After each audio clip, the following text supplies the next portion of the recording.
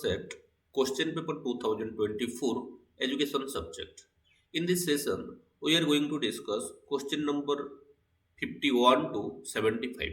So the first question of this session is prediction is one of the days of research as scientific activity. Option aims, objective, source, feature. So the answer of this question is option A, that is aims.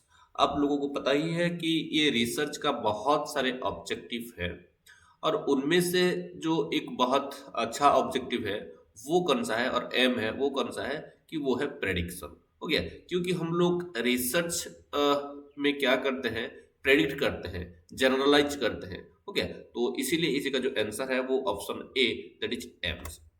Next, the research which is done for human welfare, animal welfare and plant welfare is called, कि वो research जो कि human, animal और plant का welfare के लिए किया जाता है उसको हम क्या बोलते हैं? Option historical research, applied research, fundamental research, action research. So the answer of this question is option C, that is fundamental research. Okay, fundamental ये जो टाइप्स है, फंडामेंटल, एक्शन, अप्लाइड, यहाँ से बहुत बार अलग अलग ढंग से क्वेश्चन पूछा जा रहा है। और स्पेशली फंडामेंटल रिसर्च का जब बात करते हैं तो इसी का जो अलग अलग तरह का जो नाम है, जैसे कि प्योर रिसर्च हो गया, बेसिक रिसर्च, यहाँ से क्वेश्चन पूछा जाता है। हो गया, और ये एक तरह का रिसर्च है जहाँ की हम लोग रूल्स, रेगुलेशन, थ्योरीज, हो गया, नया नया तरह का चीज को हम लोग क्या करते हैं कि डेवलपमेंट करते हैं, और इसलिए इसी को बोलते हैं fundamental research, foundational research, pure research, हो गया, बेसिक रिसर्च, ऐसे हम लोग इसी को बोलते हैं। और ये क्या होता है, यहाँ हम लोग थ्योरी, रूल्स, रेगुलेशंस, लॉज को डेवलप कर रहे हैं, और ये सारे के सारे जो ह्यूमन, एनिमल और प्लांट का वेलफेयर के लिए ही होता है, इसीलिए ये जो रिसर्च इसी का आंसर है। So the next question is the research which is designed to solve practical problem of the modern world rather than to acquire knowledge for knowledge sake is called, कि वो रिसर्च जो कि practical problems जो कि modern world में देखने के लिए मिल रहा है उसी को सॉल्व करने के लिए डिजाइन किया गया है, ना कि नॉलेज एक्वायर करने के लिए। तो वो कौन सा रिसर्च है? Option fundamental, applied, action, historical research. आप लोग को पता ही है फंडामेंटल रिसर्च होगा ही नहीं, जो कि हम लोग पहले ही डिस्कस कर चुके हैं कि ये एक तरह का रिसर्च है जो कि ह्यूमन, एनिमल, प्लांट का वेलफेयर के लिए डिजाइन किया गया है, और यह हम लोग रूल्स, रेगुलेशन, थ्योरीज को डेवलप करते हैं। इसी को प्योर, फंडामेंटल, बेसिक रिसर्च बोला जाता है। तो ये ऑप्शन ए होगा नहीं, ऑप्शन बी अप्लाइड रिसर्च। तो इसका जो आंसर है ऑप्शन बी है, वो है अप्लाइड रिसर्च। तो देखिए, ये अप्लाइड रिसर्च जो है ये एक तरह का रिसर्च है जो कि जिसी के थ्रू कि हम लोग क्या करते हैं कि जो मॉडर्न वर्ल्ड में जो प्रॉब्लम्स है, प्रैक्टिकल प्रॉब्लम्स है, उसी को ये रिसर्च के थ्रू क्या करते हैं कि सॉल्व करते हैं। अगर हम लोग एक्शन रिसर्च का बात करें तो ये एक तरह का रिसर्च है जो कि ऑनगोइंग हो गया, ऑनगोइंग, कोई भी चीज ऑनगोइंग चल रहा है, और उस टाइम हम लोग एक्शन रिसर्च को करते हैं कि जो डिफिकल्टीज है, कोई प्रॉब्लम है, उसी को सॉर्ट आउट करने के लिए हम लोग क्या करते हैं, एक्शन रिसर्च करते हैं। और हिस्टोरिकल रिसर्च हम लोग को पता ही है कि ये एक तरह का रिसर्च है जो कि पास्ट को लेकर, पास्ट के ऊपर जो हो चुका है उसी को लेकर हम लोग करते हैं, तो इसको हम लोग हिस्टोरिकल रिसर्च बोलते हैं। ओके, हिस्टोरिकल रिसर्च और एक्स पोस्ट फैक्टो रिसर्च दो अलग अलग तरह का चीज है और रिसर्च है। Okay, next, the test technique is the most commonly used technique specially in studies relating to behavioural studies, कि इनमें से कौन सा टेक्निक ज़्यादातर कॉमनली यूज्ड होता है कि बिहेवियरल स्टडीज में डाटा कलेक्शन के लिए? Observation, interview, questionnaire, projective. So the answer of this question is option A, that is observation. Next question, thematic appreciation test is dash technique? Option word association, sentence completion, story completion, pictorial technique. So the answer of this question is option D, that is pictorial technique, कि आप लोग को पता ही है कि जो thematic appreciation test है इसी को हम लोग पर्सनालिटी टेस्ट में ज़्यादा करके यूज करते हैं। दो तरह का टेस्ट होता है, एक प्रोजेक्टिव टेस्ट और दूसरा वाला है non projective test. Okay, projective test में हम लोग क्या करते हैं कि डिफरेंट डिफरेंट पिक्चर्स को यूज करते हैं। ओके, ब्लैक एंड व्हाइट और कलर, ऐसे अलग अलग तरह का चीज को यूज करते हैं। और जो प्रोजेक्टिव टेक्निक है उसी के अंदर आ रहा है एक ये थेमेटिक एप्रिसिएशन टेस्ट। और यह हम लोग क्या करते हैं कि अलग अलग तरह का जो पिक्चर है उसी के थ्रू हम लोग एक इंडिविजुअल का जो पर्सनालिटी है उसी को हम लोग एसेस करते हैं। Next, the dash is a statistical measure used in the context of sampling analysis for comparing a given comparing a variance to a theoretical variance. Option ANOVA, chi-square, Z-test, T-test। कि देखिए, जब हम लोग ANOVA का बात करते हैं तो यहाँ दो से ज्यादा ग्रुप के अंदर जब हम लोग डिफरेंसेस दिखने के लिए ट्राई करते हैं, मेन डिफरेंस दिखने के लिए जब ट्राई करते हैं तब एनोवा यूज करते हैं। और एक कोई बार तो इसका जो फुल फॉर्म है उसी को भी वो पूछ लिया जाता है कि what is the full form of ANOVA. ANOVA means what, analysis of variance. हो गया। जब हम लोग टी टेस्ट का बात करते हैं तब यह क्या होता है कि दो ग्रुप के अंदर जो मीन डिफरेंस है वो कितना है, जब उसी को हम लोग जानने के लिए ट्राई करते हैं तब हम लोग यूज करते हैं T test. Okay, Z test का जब बात करें तो ये एक तरह का जनरल टेस्ट है जहाँ की बहुत सारे जगह में यूज किया जाता है। और स्पेशली जो हमारा एनपीसी जो है वहाँ हम लोग इसी को यूज करते हैं कि कितना भारी है। ओके, chi-square इसका the answer of this question is option B, that is chi-square। क्योंकि chi-square एक स्टैटिस्टिकल मेजर है जहाँ की हम लोग क्या करते हैं कि सैम्पलिंग एनालिसिस करते हैं। क्या सैम्पलिंग एनालिसिस के थ्रू हम लोग कंपेयर करते हैं कि किस तरह का वेरिएंस एग्जिस्ट कर रहा है, comparing a variance to a theoretical variance. की यहाँ जो हमारा थियोरेटिकल वेरिएंस के साथ हमारा प्रैक्टिकल वेरिएंस है उसी को हम लोग कंपेयर करते हैं और देखते हैं कि किस तरह का डिफरेंसेस वहाँ हम लोग देखने के लिए मिल रहा है। Next, the dash reference to the process of selecting, focusing, simplifying, abstracting, and transforming the data that appear in written of field note and transcription। कि कौन सा एक किसी का एक प्रोसेस में हम लोग करते हैं, पहले सिलेक्ट करते हैं, उसके बाद फोकस करते हैं, उसके बाद सिंप्लीफाइंग करते हैं, उसके बाद एब्स्ट्रैक्टिंग करते हैं और उसके बाद जो डाटा है उसको ट्रांसफर करते हैं। Option analytical induction, triangulation, constant comparison, data reduction. So the answer of this question is option D, that is data reduction. कि हम लोग बात करें एनालिटिकल इंडक्शन तो ये एक तरह का इंडक्शन है। यहाँ क्या किया जाता है कि एनालिटिक बहुत कॉम्प्रिहेंसिवली एनालाइज किया जाता है। ट्रायंगुलेशंस का बारे में बहुत बार पूछा जा रहा है, what is triangulation, triangulation is specially used in which research design, इस तरह का क्वेश्चन आता है। तो ट्रायंगुलेशन मतलब क्या है कि एक ही डाटा को जब हम लोग अलग अलग सोर्स से अलग अलग इंस्ट्रूमेंट यूज करके जब हम लोग कलेक्ट करते हैं और वो उसको कंपेयर करके वो तीनों को एक साथ जब देखते हैं और जो कॉमन रहता है जब उसी को हम लोग एक्सेप्ट करते हैं तो उसी को हम लोग क्या बोलते हैं कि ट्रायंगुलेशन बोलते हैं। कांस्टेंट कंपैरिजन मतलब कंपेयर ही करना सिंपली। डाटा रिडक्शन मतलब ये एक तरह का टेक्निक है। हो गया। ये ज़्यादातर हम लोग जब डाटा एनालिसिस करते हैं तब हम लोग को ये दिखने के लिए मिलता है। यह हम लोग क्या करते हैं, पहले डाटा को सिलेक्ट करते हैं, उसके बाद फोकस करते हैं कि किसके ऊपर हमको काम करना है, उसके बाद वो डाटा जो कॉम्प्लेक्स वे में रहता है उसको सिंप्लीफाई करते हैं, उसके बाद उसको एब्स्ट्रैक्ट कर देते हैं। एब्स्ट्रैक्ट कर देते हैं मतलब क्या, जितना रहता है आप लोग को पता ही है कि जब कोई आर्टिकल के बारे में बोला जा रहा है, जब हम लोग लिख रहे हैं तो एक फुल लेंथ आर्टिकल से पहले हमको क्या सबमिट करना पड़ता है, एक एब्स्ट्रैक्ट 250 200 या 300 वर्ड के अंदर हमको सबमिट करना पड़ता है। लेकिन फुल लेंथ पेपर का जो लेंथ कितना होता है वो नियरली 3000, कभी कभार 8000, 10,000 हो गया, इस तरह का होता है। लेकिन वो 10,000 वर्ड को हम लोग छोटा करके लिख देते हैं कितने में, 200 वर्ड में, 250 वर्ड में, ऐसे। तो ठीक ऐसे यहाँ भी एब्स्ट्रैक्टिंग किया जाता है, मतलब जो बहुत बड़ा जो रहता है उसको कंसाइज कर दिया जाता है। नेक्स्ट उसको ट्रांसफॉर्म किया जाता है। तो ये जो प्रोसेस है ये डाटा रिडक्शन का प्रोसीजर है। Next, the use of both quantitative and qualitative method in combination provide a better understanding of the research problem and question than either question either method by itself is called, कि जब हम लोग quantitative and qualitative method को use करते हैं और हम लोग उसको यूज करते हैं तो उसी को क्या बोला जाता है?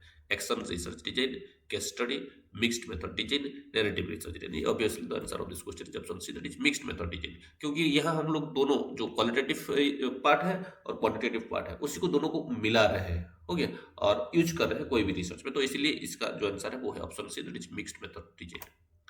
The purpose of DAS is to simultaneously collected both quantitative and qualitative data, merge the data and use the result to understand a research problem.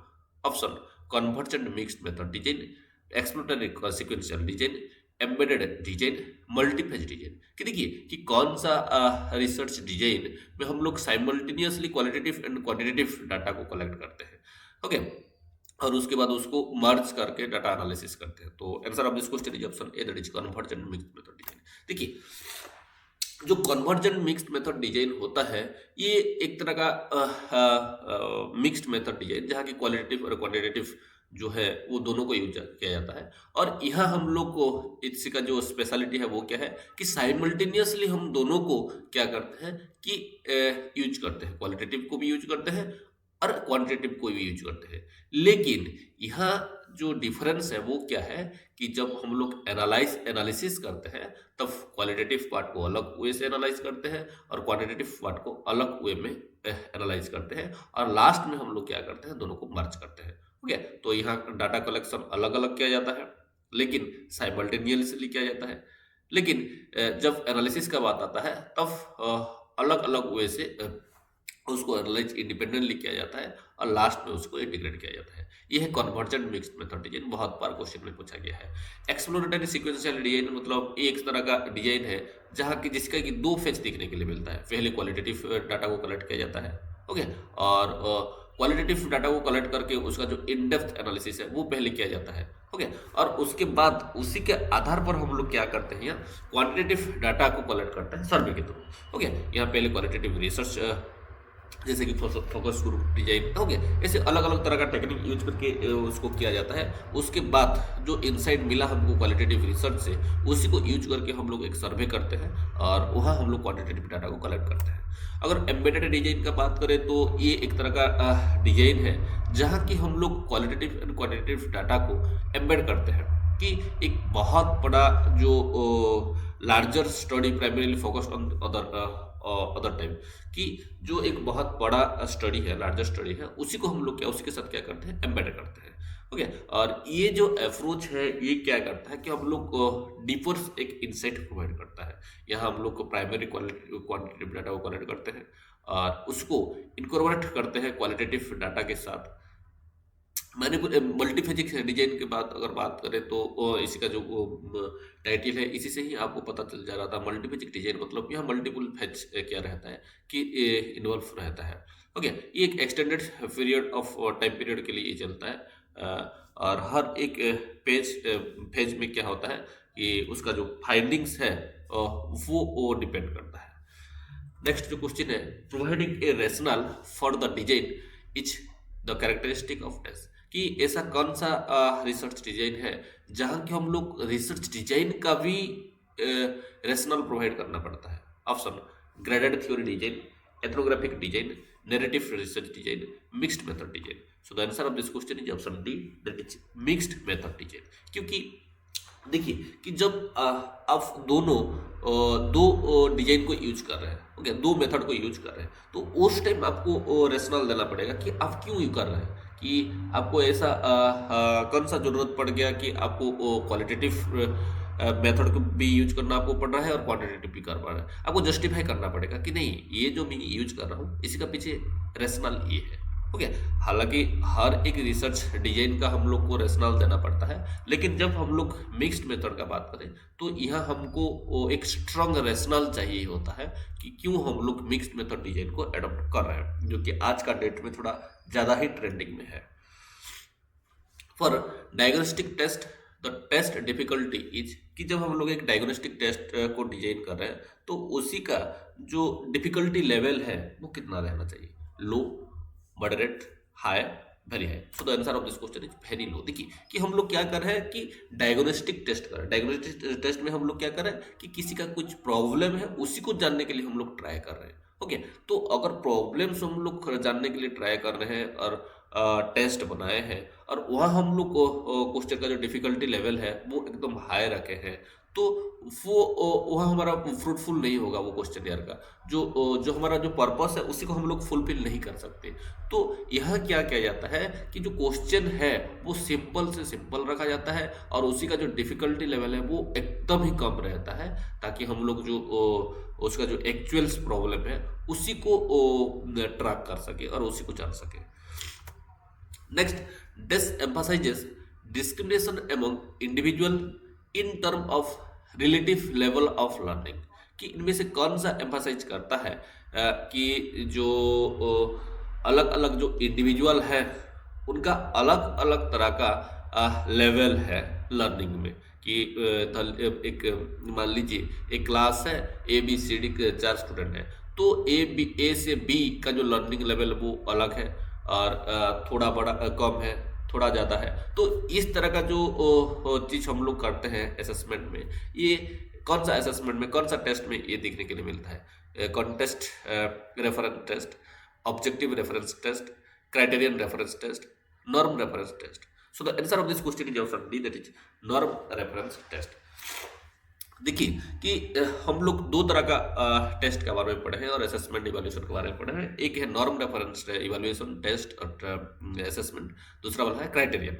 जब हम लोग नॉर्म का बात करते हैं, यहाँ क्या करते हैं हम लोग कि जो इंडिविजुअल टू इंडिविजुअल हम लोग यहाँ क्या करते हैं कि कंपेयर करते हैं और ग्रुप के साथ कंपेयर करते हैं कि उसका जो norm, it means friend, okay, जो इंडिविजुअल है उसी के साथ हम लोग कंपेयर करते हैं कि ए का स्कोर बी से कितना आगे है, ए का स्कोर क्लास के जो लेवल है उसी का कहाँ है। ओके, ये जो है तो यह नॉर्म रेफरेंस टेस्ट बोला जाता है। लेकिन जब हम लोग क्राइटेरियन रेफरेंस का बात करते हैं तो यह एक फिक्स्ड क्राइटेरिया हमको मिलता है। 60% it means first class, 50% it means second class, 30% it means about to pass. Okay, इस तरह का जो चीज़ें हैं तो इसी को हम लोग क्राइटेरियन रेफरेंस टेस्ट में देखने के लिए मिलता है। So the answer of this question is option D, that is norm reference test.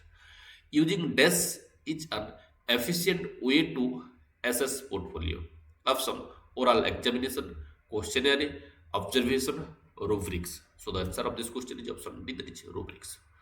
Management and monitoring, assessment of learning needs, collaboration and self evaluation are component of, okay, कि management करना, monitor करना, assessment करना learning need को, collaborate करना और उसके साथ साथ सेल्फ इवैल्यूएशन करना, ये किसी का कंपोनेंट्स है।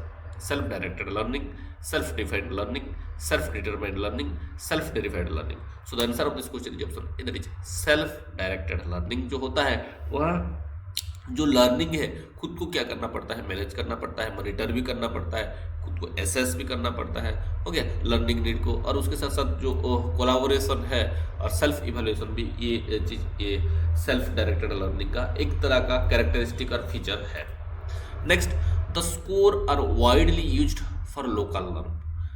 कि इनमें से कौन सा स्कोर है जिसको कि हम लोग वाइडली लोकल नॉर्म्स में यूज करते हैं? Option Z score, T score, stanine score, percentile. So the answer of this question is option C, that is stanine score. देखिए स्टेनाइन स्कोर जो है ये एक तरह का लोकल नॉर्म है जिसको वाइडली यूज किया जाता है। ओके, ये स्टेनाइन जो वर्ड है ये स्टैंडर्ड 9 इसी का एक्चुअल फुल फॉर्म है, क्योंकि यहाँ एक 9 पॉइंट स्केल हमको देखने के लिए मिलता है और इसी का जो मीन रहता है वो 5 रहता है और इसका जो डेविएशन रहता है वो 2 रहता है। ओके, इसका जो डेविएशन रहता है वो 2 रहता है। अगर हम लोग देखिए 1 to 9 तक इसी का जो स्केल में रहता है और 1 to 3 जो है ये बिलो एवरेज में जाते हैं, लेकिन 4, 5, 6 का बात करें तो ये एवरेज रहते हैं और 7, 8, 9 का बात करें तो ये एबव एवरेज रहते हैं। जब किसी को 20% जो बच्चे हैं वो 4 मतलब 5 में रहते हैं जो कि एकदम एवरेज है, और 4 17% और 6 17%। ऐसे अगर हम लोग देखें 50 4% तक हम लोग को एवरेज पे देखने के लिए मिलते हैं। और नेक्स्ट जो है 7, 8, 9 जो कि 12, 7, 4 और जो 1, 2, 3, 4, 7, 12 जो है उसी को हम लोग क्या बोलते हैं कि below average and above average में लेते हैं। Next, formative evaluation is dash in nature. Option judgmental, non developmental, developmental for judgmental, judgmental not external, developmental not internal. So the answer of this question is option B, that is developmental not judgmental. हो गया कि देखिए formative evaluation ये क्या है कि इसी को हम लोग ऑनगोइंग प्रोसेस में करते हैं। किसके लिए? फीडबैक देने के लिए। किसके लिए? फीडबैक देने के लिए, ताकि जो लर्निंग है और टीचिंग भी है वो दोनों में कुछ डेवलप हो सके, उसी में कुछ क्वालिटी में एनहांसमेंट हो सके। इसी का ये मेन पर्पस है। ओके, तो इसीलिए ये फॉर्मेटिव इवैल्यूएशन जो है ये developmental in nature, non judgmental. लेकिन जब हम लोग इवैल्यूएशन का बात करते हैं तो इवैल्यूएशन क्या होता है कि जजमेंटल होता है, वो डेवलपमेंटल नहीं होता है, वो जजमेंटल होता है। Okay, next, pedagogy is concerned with dash. Option assessment methods, teaching methods, curriculum, content to be taught. आप लोग को पता है दो तरह का कंसेप्ट है, एक है पेडागोगी और एक एंड्रागोगी। पेडागोगी मतलब क्या? जो कि टीचिंग मेथड हो गया। और पेडागोगी का जब बात करते हैं तब जो एडोलेसेंट्स तक हम लोग जब पढ़ा रहे हैं इनको, इनके लिए जो मेथड ऑफ टीचिंग हम लोग एडॉप्ट कर रहे हैं उसको पेडागोगी बोला जाता है। लेकिन एडल्ट लोगों के लिए जो मेथड ऑफ टीचिंग एडॉप्ट किया जाता है उसको हम लोग क्या बोलते हैं कि एंड्रागोगी बोलते हैं। इसको भी बहुत बार पूछा गया है क्वेश्चन में। Next, what is the correct sequence of learning outcomes related to the effective domain from lower to higher level? Option responding, receiving, organizing, valuing. Okay, so the answer of this question is option B, that is second, first, fourth, third. It means receiving, responding, organizing, valuing. Valuing, organizing. Receiving, responding, valuing, organizing. This is the actual sequence of learning outcome.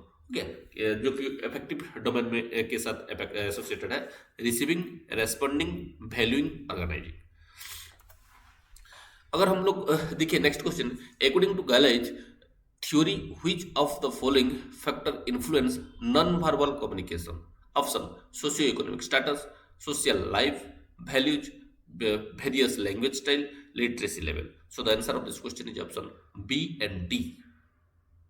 1, 4th and 5th, it means socio-economic status, various language style and literacy level.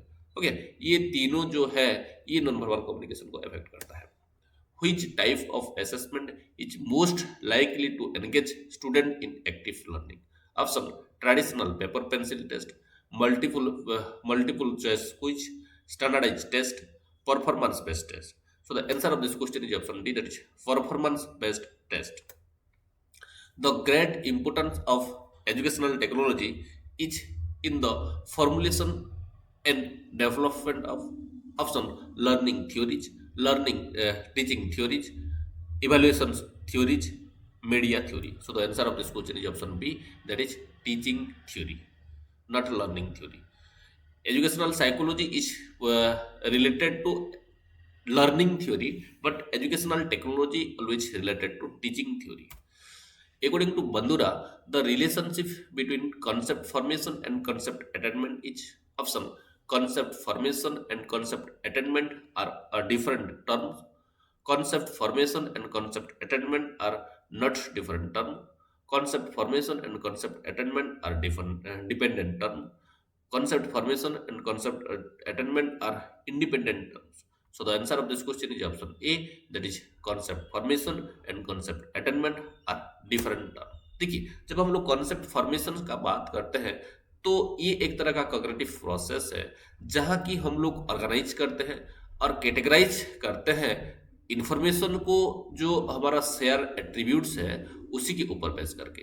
लेकिन जब हम लोग concept attainment का बात करते हैं तब ये एक तरह का प्रोसेस ऑफ लर्निंग है जहाँ की क्या होता है, एक concept by individual, concept bye identifying it's defining feature, कि यहाँ हम लोग जो एक कॉन्सेप्ट है उसी का जो फीचर है उसी के थ्रू हम लोग उसको क्या करते हैं, आइडेंटिफाई करते हैं। कॉन्सेप्ट फॉर्मेशन एक बहुत ब्रॉड एस्पेक्ट है, ब्रॉडर अंडरस्टैंडिंग यहाँ गेन किया जाता है और कैटेगराइजेशन किया जाता है कंसेप्ट को। लेकिन कॉन्सेप्ट अटेनमेंट में क्या होता है, स्पेसिफिक आइडेंटिफिकेशंस ऑफ एट्रीब्यूट्स हमको देखने के लिए मिलता है। और कॉन्सेप्ट फॉर्मेशन जो है एक्सप्लोरेटरी इन नेचर होता है, लेकिन कॉन्सेप्ट अटेनमेंट ये स्ट्रक्चर्ड होता है, क्योंकि कॉन्सेप्ट फॉर्मेशन में लर्नर क्या करता है कि डिस्कवर करता है concept through experience and abstraction, कि एक्सपीरियंस एंड एब्स्ट्रैक्शन के थ्रू यह लर्नर डिस्कवर करता है। लेकिन कॉन्सेप्ट अटेनमेंट में लर्नर रिकॉग्नाइज करता है कॉन्सेप्ट को किसी के through, different different direct instruction के थ्रू और एग्जाम्पल और नॉन एग्जाम्पल के थ्रू यह वो ज्ञान करता है। कॉन्सेप्ट फॉर्मेशन में क्या होता है, involves creating mental representation, generalisation and abstraction from experiences, कि यह जो मेंटल रिप्रेजेंटेशन, जनरलाइजेशन, एब्स्ट्रैक्शन, ये सब चीज एक्सपीरियंस के थ्रू देखने के लिए मिलता है, जो कि कॉन्सेप्ट अटेनमेंट में नहीं देखने के लिए मिलता है। वह हम लोग इन्वॉल्व रहते हैं recognising and applying specific criteria to determine membership in a category, कि यह हम लोग स्पेसिफिकेशंस के ऊपर ज्यादातर ध्यान देते हैं। नेक्स्ट जो है, mainly in desk approach combine online delivery of educational content with the best feature of classroom interaction and live instruction to personalize learning। तो एक तरह का ये बात कर रहा है ऑनलाइन और ऑफलाइन लर्निंग कहाँ कंबाइन होता है, ब्लेंडेड, मोबाइल, कोऑपरेटिव, ओपन। सो आप लोग को पता ही है ऑप्शन ए ब्लेंडेड लर्निंग में हम लोग क्या करते हैं, जो एजुकेशनल कंटेंट है उसी को क्लासरूम इंटरेक्शंस में भी यूज करते हैं, एक्सेस करते हैं उसी के थ्रू, और लाइव इंस्ट्रक्शन में भी उसको यूज करते हैं। In the mobile learning approach desk tool is included as an interactive type of learning. Option video, teleconferencing, news, podcast lecture. So the answer of this question is option B, that is teleconferencing. According to the 5E of constructivism, to reflect upon new learning is the goal of DESE। Okay, new learning. तो ये जो 5E है, इनमें से कौन सा E के जो ऑब्जेक्टिव रहता है, गोल रहता है कि वहाँ न्यू कुछ नया कुछ सीख सके, वहाँ रहता है exploration, explanation, elaboration, evaluation. Obviously option D, that is evaluation is the correct answer, क्योंकि लास्ट स्टेज में ही हम लोग क्या करते हैं यहाँ कि लर्न करते हैं कुछ नया चीज। Thank you.